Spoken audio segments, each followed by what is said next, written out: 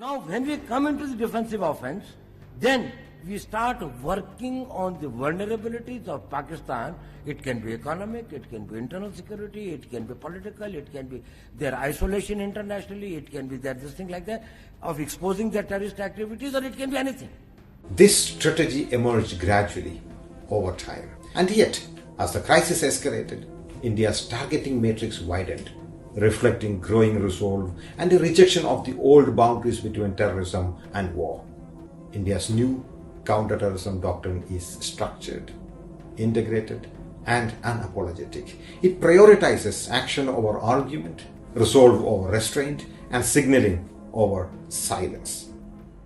India's National Security Advisor, Ajit Doval, has repeatedly articulated an offensive defensive approach towards Pakistan, openly justifying subversive operations and proxy violence as instruments of Indian state policy. This posture, echoed by commentators such as Happyman Jacob, reflects the dangerous normalization of terrorism as a tool of statecraft.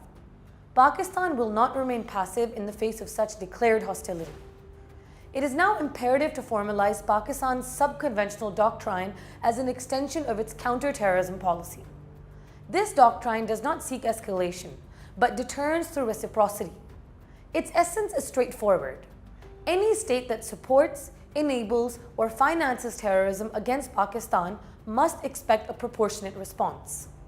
Violence inflicted on Pakistan will be met with calibrated violence in the subconventional domain, until a mutually hurting stalemate enforces restraint. This policy is not about sponsoring terrorism, it is about deterring it.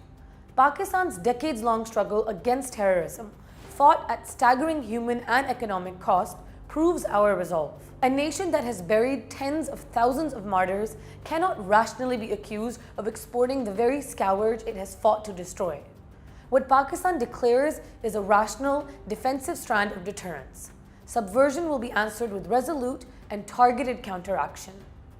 Our red line is clear. Aggression will invite reciprocity. The cycle will not remain one-sided.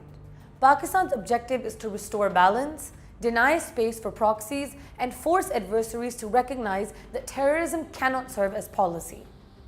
Pakistan's message to its enemies and to the world is firm. We do not initiate terrorism, but we will no longer absorb it silently.